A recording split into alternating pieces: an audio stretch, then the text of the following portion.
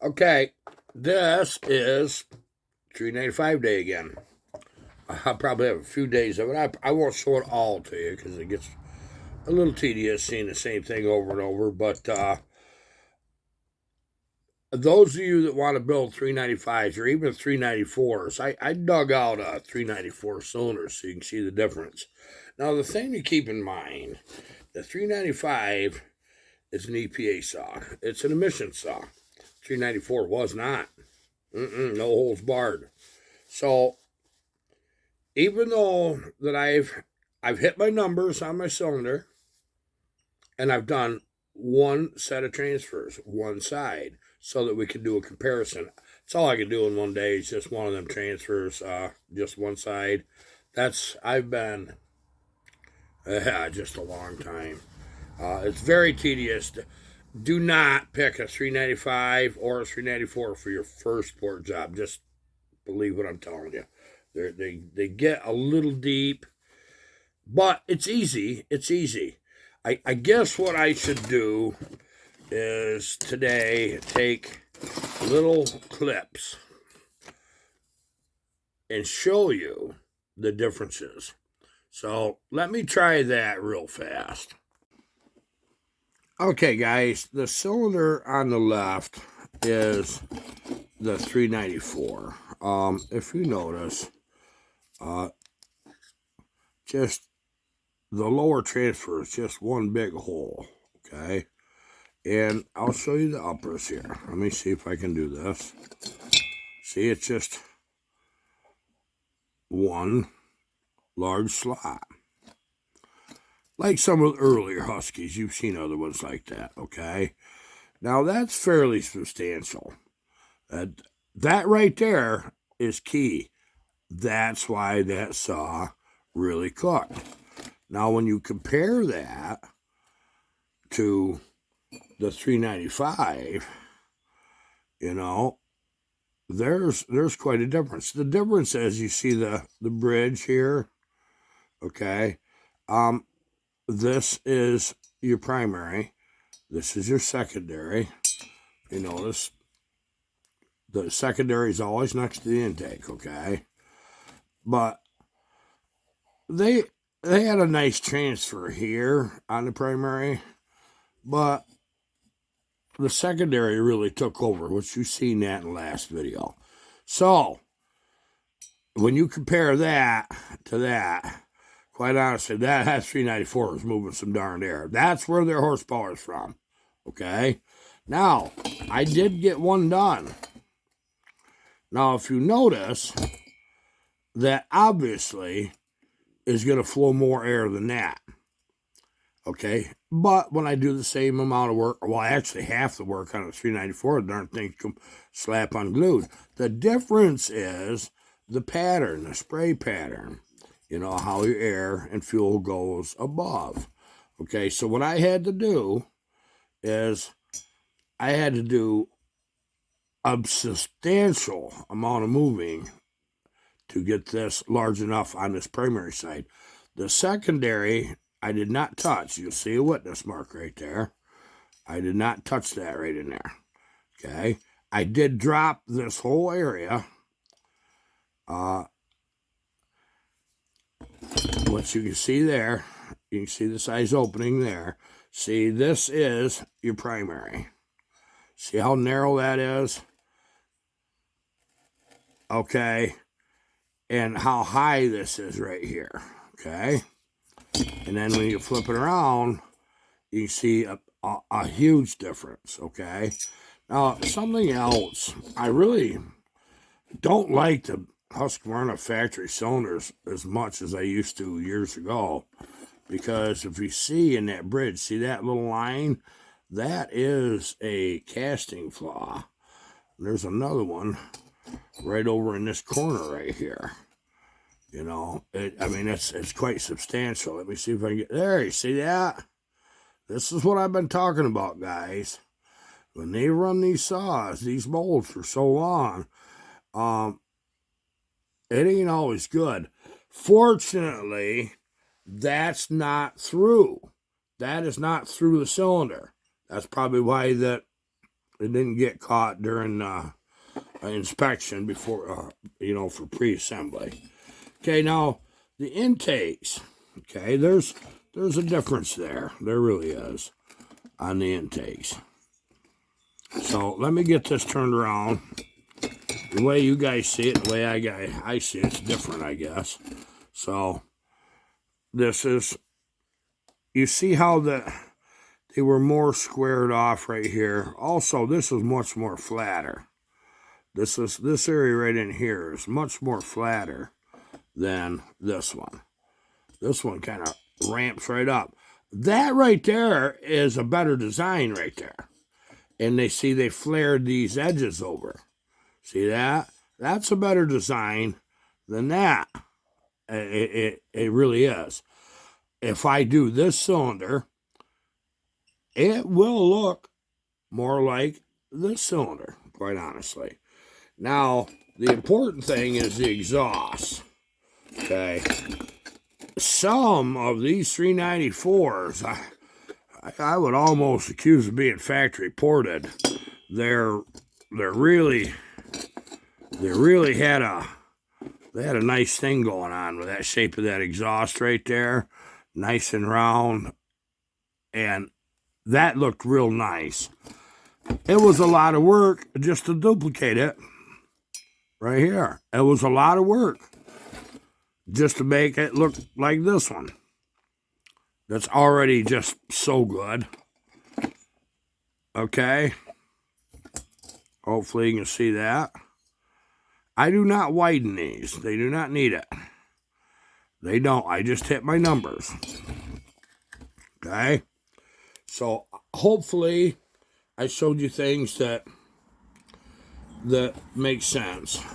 If you would like a better close-up, there's a little cleanup to do on this one, but not much. You'll see. This is what I'm looking for. See down inside there? Okay, you see how the primary and the transfers are offset slightly? I turn that air to come out the uppers. That's really what that does. A lot of saws do this kind of on their own. This one needed just a little help. And here is factory. They didn't do much for that, did they? Hopefully you understand what I'm saying, because I don't have the third hand. My Cullen's working. Okay, this is the piston back in the cylinder. Again.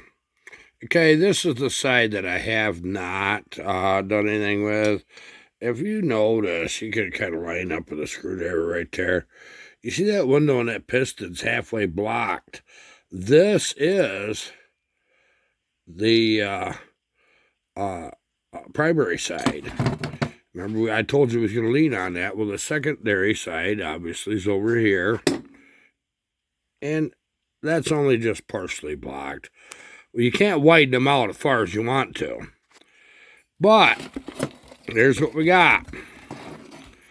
Now, if you notice, this is your secondary. Okay. That looks pretty good. Okay. Here's the primary. Much, much better. Much, much better. Okay, the way that works is when that piston's coming down, air will actually, believe it or not,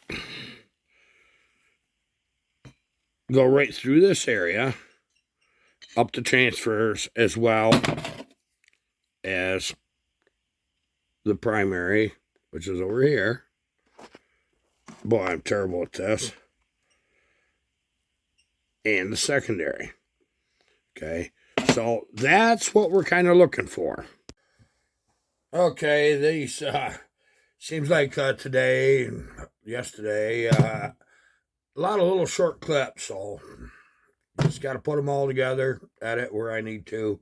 I don't generally have to do a lot of editing, or I choose not to. Let's just put it that way. Okay, let's cover these intakes just a little bit. Okay, now, as I discussed, the 394 was fairly straight in there. And I'm going to try my best to show you that. Okay, you can see that. And they didn't have much of a tongue sticking down from the roof. They was pretty straight in. That's an old school thought. But guess what? That works. That does. But the 395 has a little nicer design. You see the roof? And it drops down into the cylinder more. And that roof encourages that fuel and air downward because the windage from the crank is trying to push it back up. So you got to think about little things like that. It's little things. It really is. Now, I'm going to have probably half a day tomorrow getting the other transfer to be like what I've got here. Okay, I did remove the material that I needed to right here in that band, so that encourages that air. What you do is about that much, you see right in here. It's about that much. But what you do is you match the profile. You match the profile of that angle and just bring it up to where it needs to be. Because factory, that was a huge, just a monstrous step. Just monstrous. The air has to bend. Air doesn't like to bend when it's moving fast. And believe me, that's moving fast in them transfers. It don't like to bend. It tumbles and it rather wants to stop. So this, I would like to say, is a fairly conservative build. It's something you all can do. It's very easy, but it's not right up front. It's not simple because you have things you see in 272s, 266s, as far as how the transfers work with the window piston. You have the quad loop, like from the 372, which is a great thing. It's awesome. You have an intake more like a 372 rather than like a 272, which that's an awesome thing. So as saws like this develop from the 394 to the 395, I'm going to tell you, there's huge advantages. When they had to start going to EPA, they had to rethink their whole game. They did. They could make just raw horsepower of that 394, and that was unstoppable. The guys that had the 394s and had run them logging for years got the 395s. Even the first ones, which are better than later, as far as I'm concerned. That's my personal opinion. They didn't like 395. They said it was a gutless pig. But of course, I remember that same old argument way back when I was much younger logging with the 2100s. The guys that got the 2101 says it ain't the same saw. I don't like it. I want my 2100. Then you got the one guy that had the 298. He says this is better than both of them. You know something? It just might have been right. When we do that series of saw, it'll probably next fall. I'd love to do 2 or 3. I'd like to do a 2100 and a 298. And I think if I can find a 2101, or at least I'll give you the date of what little was difference. There was small changes, really. But right now, I want to tell you about something. I just had UPS stop, which totally blew my mind. I got more to cover on this, but I just got to do this. I got a package from Indiana Doug. He's one of the Sawfest guys. Nice guy. Nice guy. Talented. Hey, don't think these guys don't know how to port. I'm going to tell you they do. They really do. They're humble people. It's like Eric. Eric, I got your shirt, man. Look at this. Eric has Sawfest actually at his house. And look at these shirts. Isn't that nice?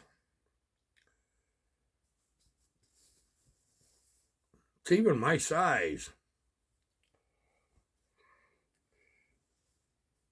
Nice sleeve patch. This is apparently one of their sponsors. Thank you so much, Eric. Eric's a humble man, too. It's like, oh, I'm just an amateur. I'm just learning. Eric builds the saw, I'm telling you. These guys are serious. You go to Sawfest and you meet me, you're going to love meeting them, too. And I'll tell you why. Them guys really can port. Don't think you got to be Iron Horse. You don't. I just happen to be the guy that builds logging saws for everybody. These guys get serious with their saws, more serious than I do in most cases. But that's okay. I'm just gonna have to step my game up and show them how it's done, huh? Just joking, guys. You're doing good. But let's get into this package. Remember we was talking about building a twin cylinder home light Super 2? Look at this.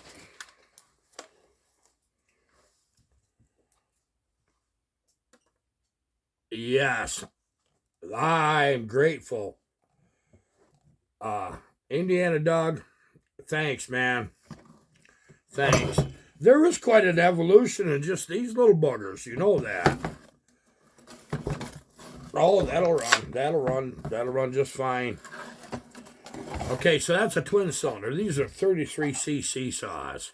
Okay. Boy, I get sidetracked so darn easy, don't I? Yeah, just show me a toy. I'm just like I was when I was a little kid. Just the toys have changed. Okay, so you take a 33cc saw and you put a pair of them together, and you got 66 cc's. That's kind of, this is going to be a novelty, be just something fun. I was thinking, I don't know if that crank snout on that clutch side will hold it, but I've got one or two things. You ever hear of them old triple snowmobiles? Boy, those suckers, boy, they're crazy sounding, just crazy. I know I can do 2-cylinder. I know that for a fact. And be 66. But what if I did 3 and it was 99? Might as well call it 100. Call it what it is. If that crank would hold it. Maybe we just build one to just as a lark. Just to see what is what with these things. And thing is, when they were building these saws, they actually had darn good material to work with. But I think for now, a twin cylinder saw plenty good. Maybe we'll take another type of saw that I believe will be easy to join and make a 3-cylinder. But it can't weigh too much. I'm an old man. It can weigh a lot. I still got it. I'm just slow at it is all. Okay, there's one of them. There's 2 saws in this box.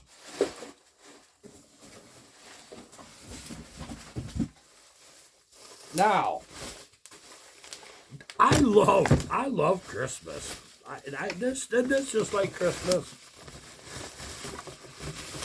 Now this one, you guys that hate Chinese saws, go suck an egg. I don't mind working on them.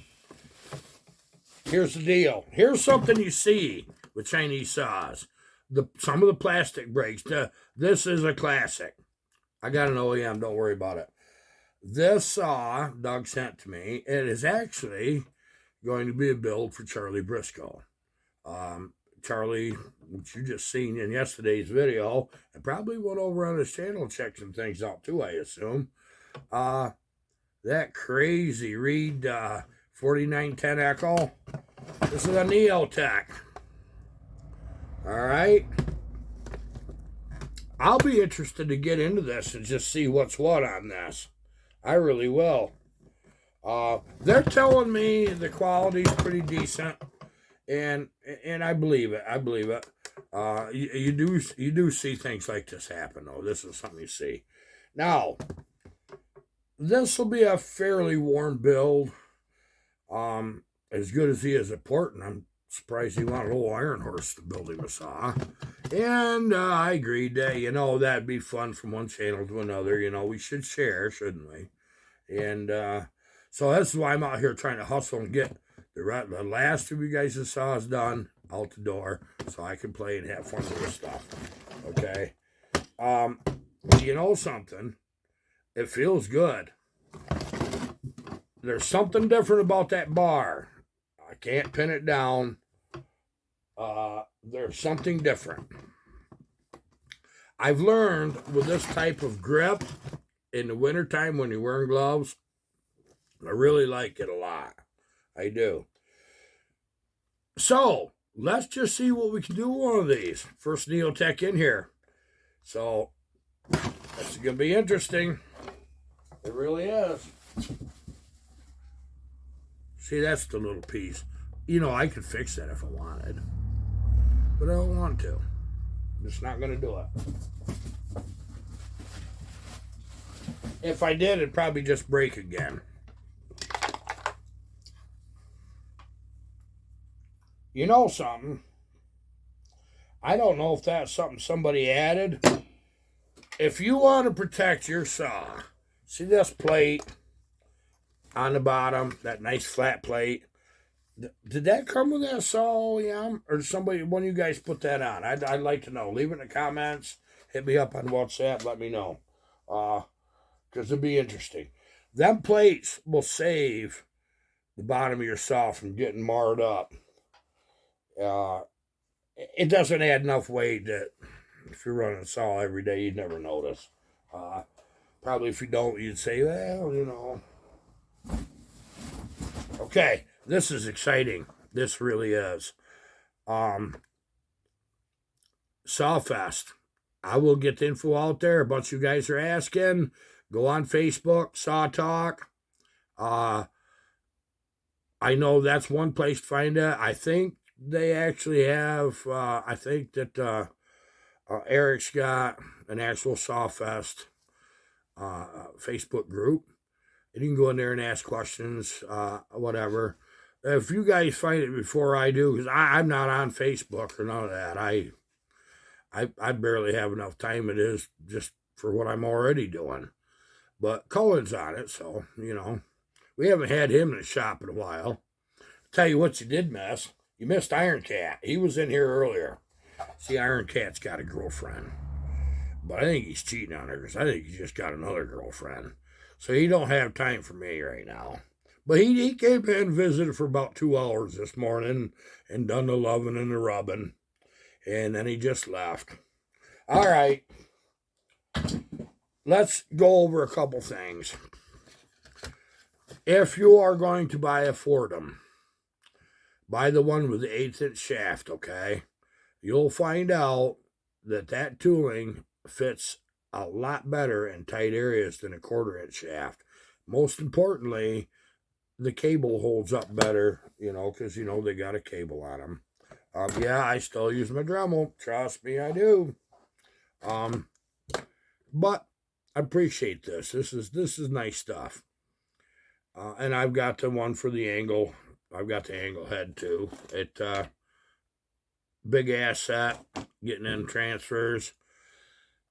This is things you need to know when you're porting. If you look at these Chinese double cut tooling, okay?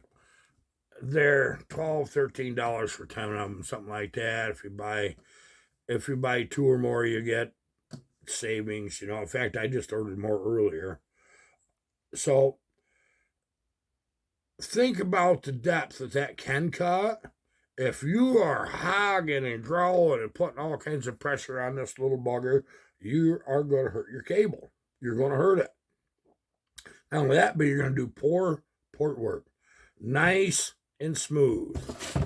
Anchor your thumb. Just use that as an anchor. I hold it like this most of the time and get my little pliers, and you guys have seen me, but this is how an old guy with bad hands can actually do something good. Just like those of you that know with cutting torches, that if you anchor with your thumb and you can make beautiful cuts. I know I can too. But that anchor is huge. Take nice smooth cuts, nice long smooth ones. Don't run your RPMs any higher than you got to reduce your chatter.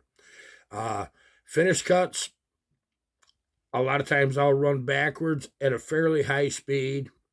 Use a lubricant. Normally I use just Dawn dish liquid and water, but I broke my jug. Yeah, I did. So, no, that's not window cleaner. It's Dawn dish liquid, trust me. Good stuff. It works. But today I'm using my blaster, which I shouldn't be using it. Price of that stuff anymore. But I'm using it. So, little tiny things like that I don't mention very often, but take care of your tooling. Make fine cuts. You've got all the time in the world. If you're upset about something or you're in a hurry, you just stop. Trust me, just stop. Just stop. Get back in the right frame of mind. You got to get the groove thing going on. That's what it's all about. Got to have that groove thing. Guys, I really appreciate all of you for being here. I'm really hoping to see a bunch of you at Sawfest.